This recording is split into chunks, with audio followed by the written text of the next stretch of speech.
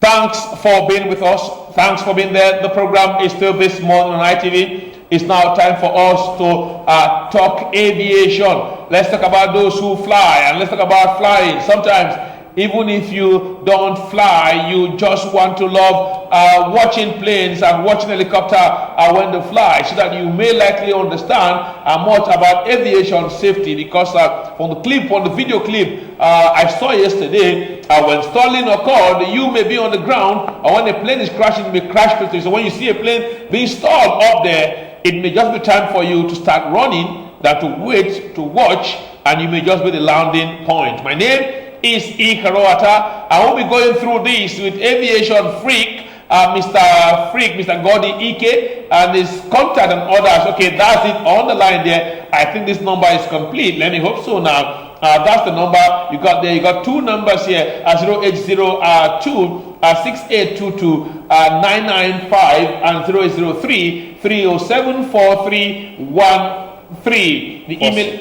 4646, yeah, 0803 307 4613.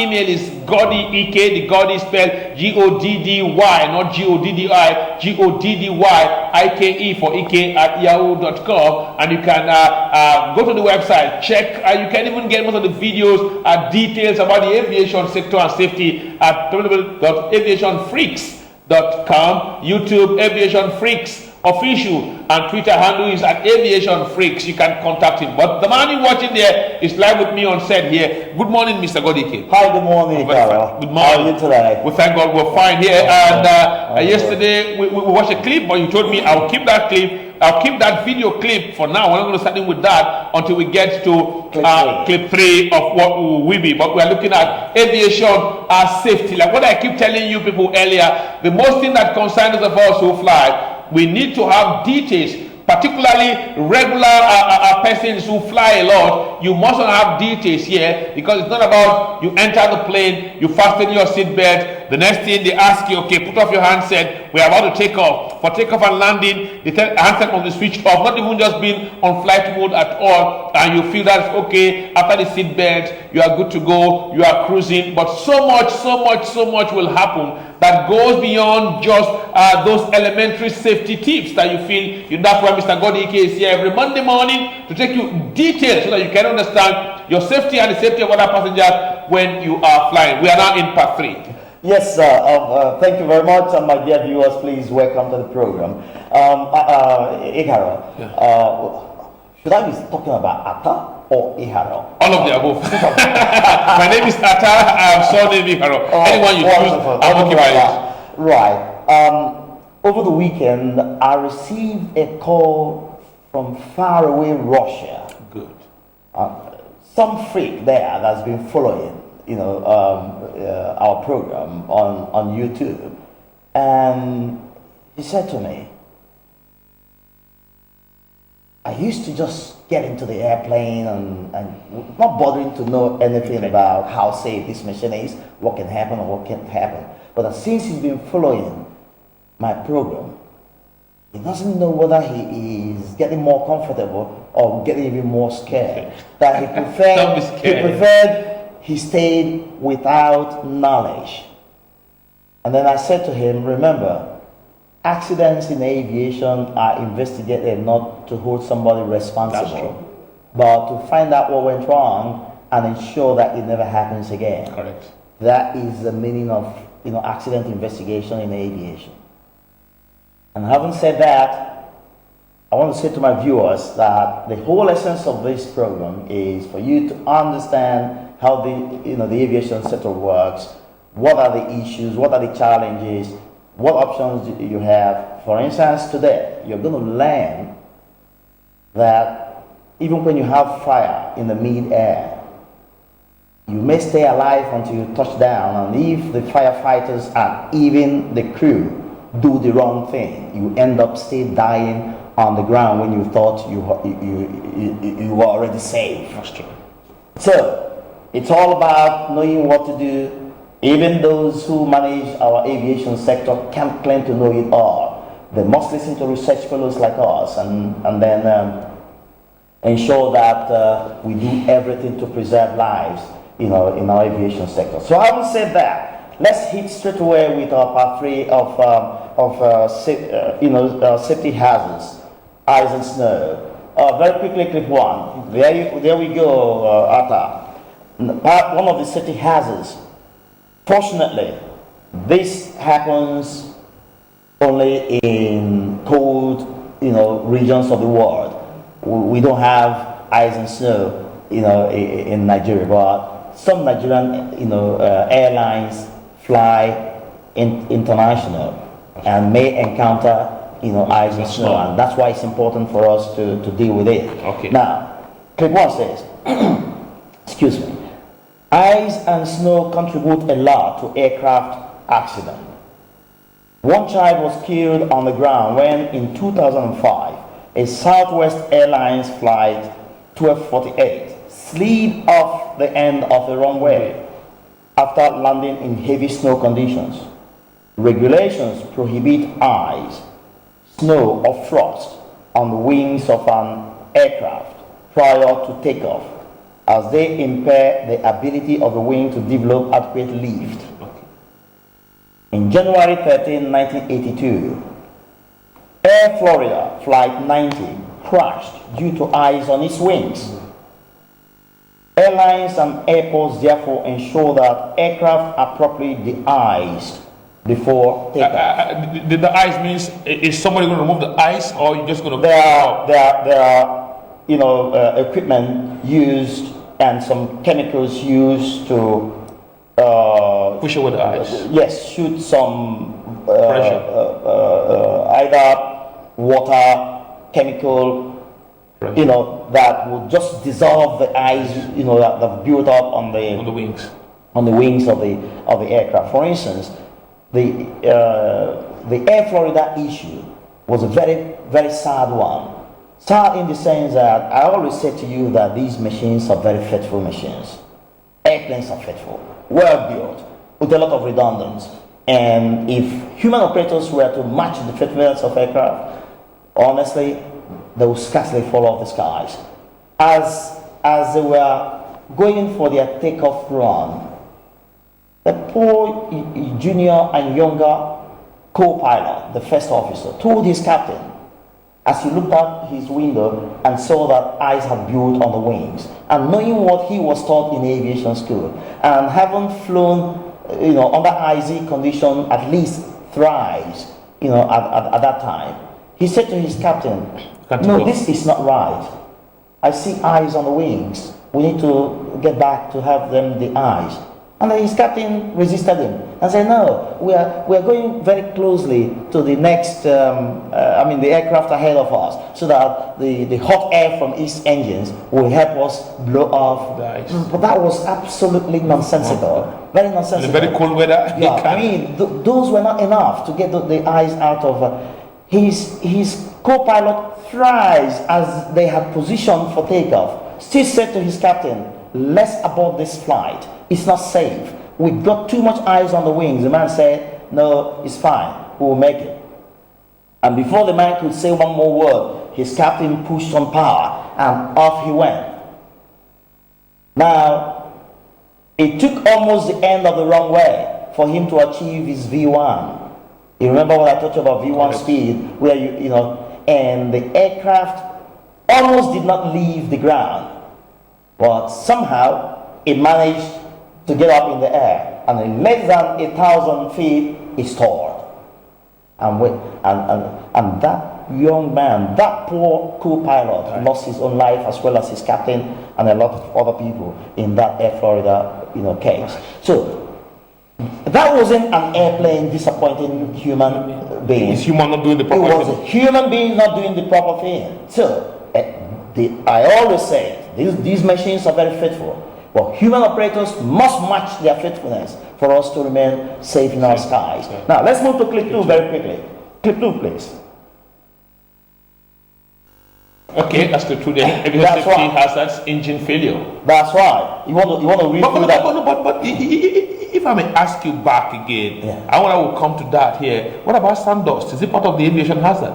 Because I know a sound dust, sandstorm, I witnessed one on my way from Doha to Abuja. And we met some from Singapore to Doha, but from Doha to Abuja, we got to a point the pilot had to start to ascend a little when he said the sandstorm is coming, we are all warned, but that is not snow. But what we could see in our front was like this rain that wants to fall early in the year, and severe storm. Everywhere was dusty, and the pilot need to go very dangerous. Absolutely. It's just like asking again, what about volcanic ash? Correct. When there is volcano somewhere and it spreads some ash into the air, it's a nightmare. No pilot wants to pass through those because they just get into your engine, seal up, the entire place, snuff life out of those engines.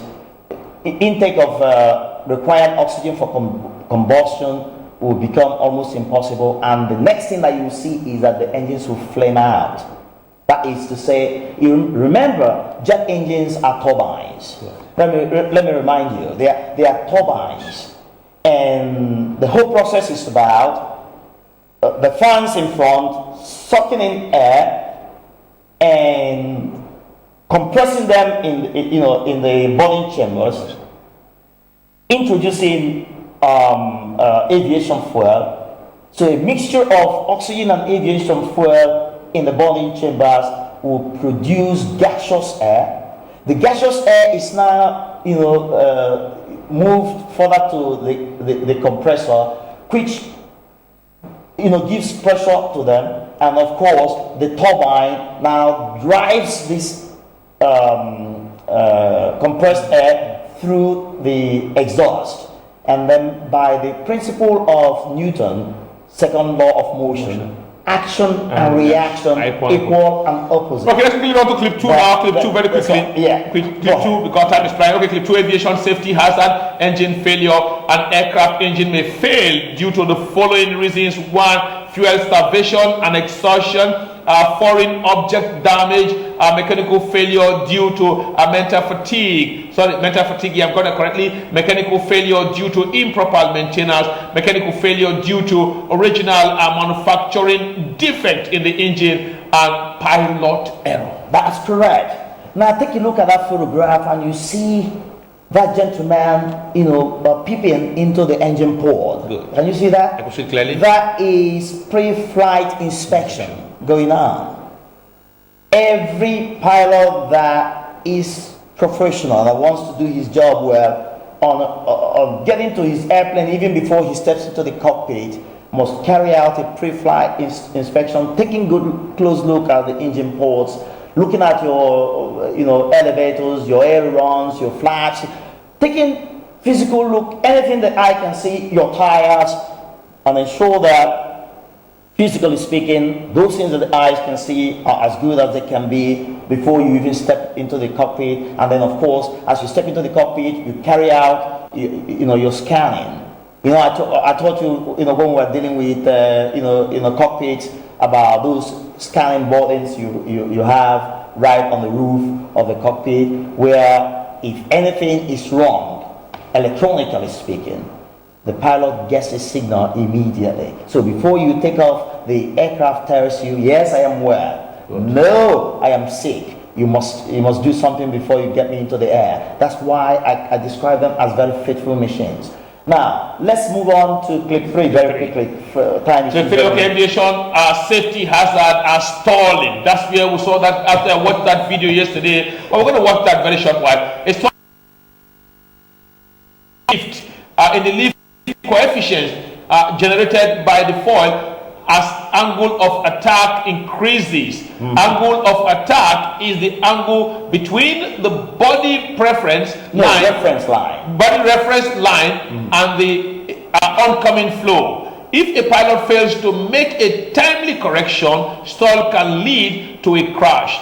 Devices designed to warn the pilot when speed is decreasing towards stall speed includes 1, the warning horns, 2, the stick shakers, and 3, the voice warner. When airspeeds, warnings, correct. When airspeeds are allowed to go below what is sustainable for a particular weight and configuration, stall sets in. Ice and frost attached to aircraft wings and tail stabilize the and test stabilizer, increase stall speed. Very well. Now, if they're back to us. I'll show you what is known as angle of attack again and remind you. Okay. Now, when an aircraft is tearing away on the runway, what you find is this nose up. Good. As you get into the air, you must reduce your pitch. And stabilize. Because elevation does not depend on being nose up. Elevation takes place on the wings. That's where they take place. And if you have this angle maintained, you displace the wind that is supposed to give you this elevation and enable you to achieve airspeed. And what happens is the plane being in this position, even when your engines are blasting away, stops flying. And once that speed becomes lower than the minimum speed designed to keep this airplane in the sky, you know what it does? You will see it in a moment, a live one that killed 7 Americans in Afghanistan. It just comes down vertically and bomb. And once you lose airspeed to the point that you begin to drop vertically, there's no end to the drop. Can't you stabilize? If you have height advantage, I told you that last week. If you have height advantage, then you have a chance to take a dive. Gain the speed that is required to keep this airplane in the sky. Once you attain that speed and pull back on your joystick, level off, and then you begin again to ascend. That's the only way to fly away from a stall. But if you're unfortunate and you stall at a low altitude, and you get to the point that the aircraft begins to drop vertically, you are doomed. There's no end to the fall. Even when you push your power all to the limit, the engines will be blasting away, but this machine stops flying. That is a stall for you. Now let's have that video clip so that our viewers will take a look at this very unfortunate incident that happened to an American airline. Watch that video. That's from a car camera. Yeah, from a car camera. You see that airplane. Can you see how it's stick up in the skies and it stops flying? Look at that. Bam! And that slaughtered some 7 very beautiful and worthy Americans that lost their lives in that crash. Let's see it again so that you see when that plane stopped flying. Okay, now look at it. Okay, in the camera. Yes, the car camera picked it up. Okay, can you see it nose up? Can you see it nose up? Yes. Nose up. The pilot was struggling to get it, fly, and that's that. Now come back to us, and so my viewers will understand what went wrong in that flight. That airplane was a 747 that was delivering some military tanks to American forces in Afghanistan. As a matter of fact, the contractor, a billionaire, and his wife were in that plane. The contractor who was delivering those military tanks and other American officials. In total, there were 7 of them in that cargo plane. In that cargo plane. Now, 7 tanks were loaded in the whole of the cargo plane. And the last military tank, for some human error, was not strapped down properly. And as soon as the plane took off, the last tank shifted to the tail. And of course, those are heavy machines. And then destabilized the balancing in the aircraft. It was less than 2 minutes of takeoff. His plane went into a high angle of attack. And all his struggle to get the nose on a pitch down was futile. Reason, he hadn't attained enough speed to give him the air pressure required to get those elevators to tip down the nose for him. So the struggle was futile. He ended up losing airspeed and the plane stalled right near the airport. He was just crossing the main road, that where you saw that those vehicles going to the airport. He barely was just crossing when the plane stalled because of that unfortunate incident of the last tank falling back towards the tail. That's human error. Human error. And the rest is history. They all perished in that crash. That is a stall for you. There are various ways that this can happen. Eyes can have this. Take another look at it again. That's within the airport premises. Can you see how that plane is nose up? And it struggled, but yet it just couldn't make it. Dropped. And it dropped like a piece of stone. And the rest is history. Very sad. And even up there in the air, 30,000, 35,000, it's very icy out there. That's why planes are built with the icing heating provided by the engines. All right. Sometimes, because of efficiency of fuel consumption and efficiency of engine, pilots turn off the icing heating with the idea that shortly after they will put it back on because it's quite ice cold up there in the skies. And occasionally they forget that they really turned off the icing heating. And then ice begins to build on those movable membranes, the elevators, those ones that you find here that give you the pitch up, pitch down, and sometimes the ailerons that give you your roll left, roll right. If ice attaches itself on those membranes, they can get stuck. And if for any reason your elevator comes to a negative position that has the tendency of moving your nose up and gets stuck there, even at 30,000 feet, what do you find? You find that this aircraft now gets into a nose up and begins to lose airspeed. That was what happened to Air France, traveling from Brazil to Charles de Gaulle Airport in Paris, that fell into the Atlantic, shortly after, or not even shortly. I think they had made about 2 hours flight, and they were over the Atlantic. That one that disappeared, and it took almost over a year before the location was found.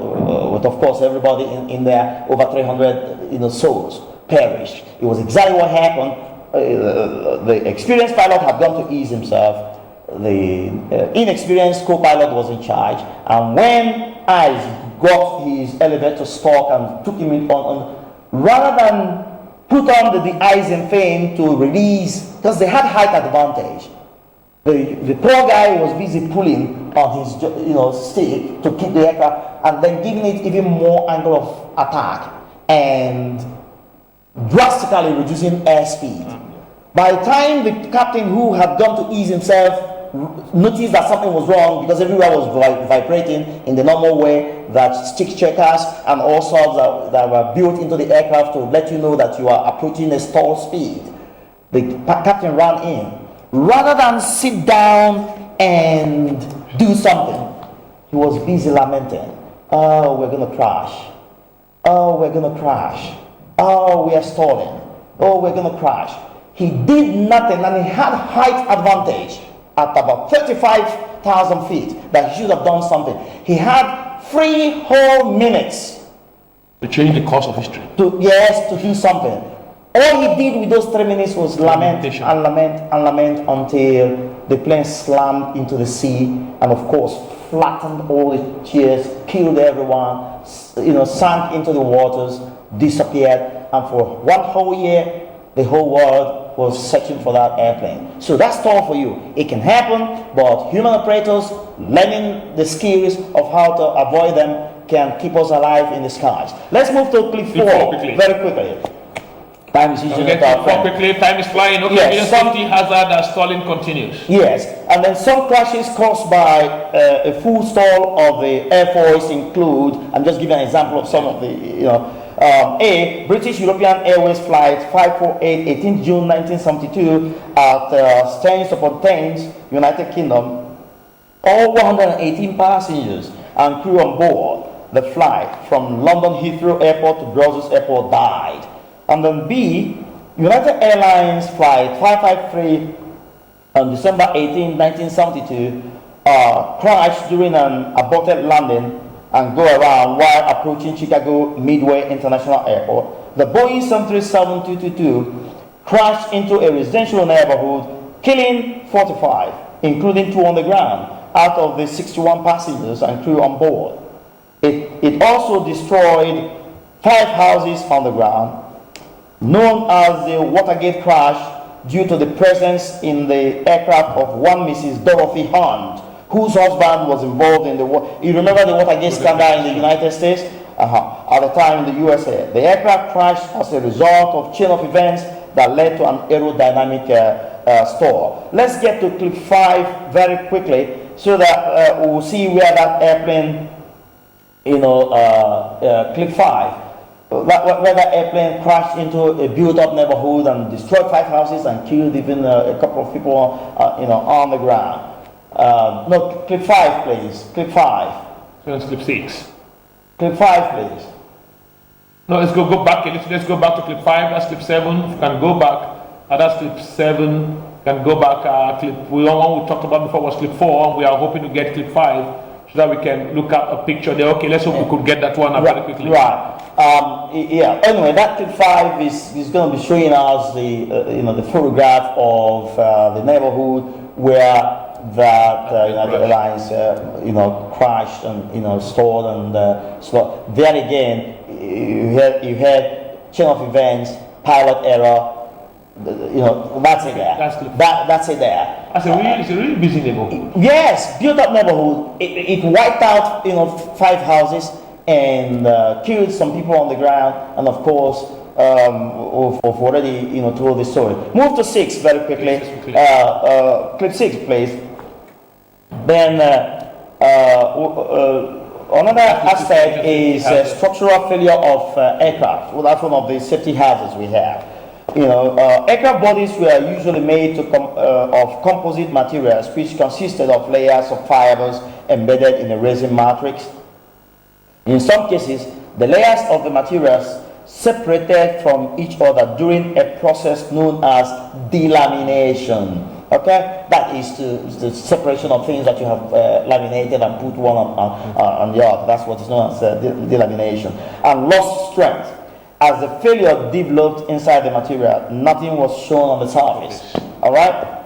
It took only the use of ultrasound-based instrument methods to detect them. All right. You can see that photograph there. It was a rupture that took place in mid-air due to structural failure. My dear viewers, don't be scared about what you're hearing and what you're seeing today. Aircraft body is made of aluminium alloy that is said to be virtually indestructible. So these kind of things can't happen anymore. So just relax. In this one, the people survived. Well, some survived, some lost their lives. Let's go to clip 7 and see a little more about clip 7. Safety hazards. Yes.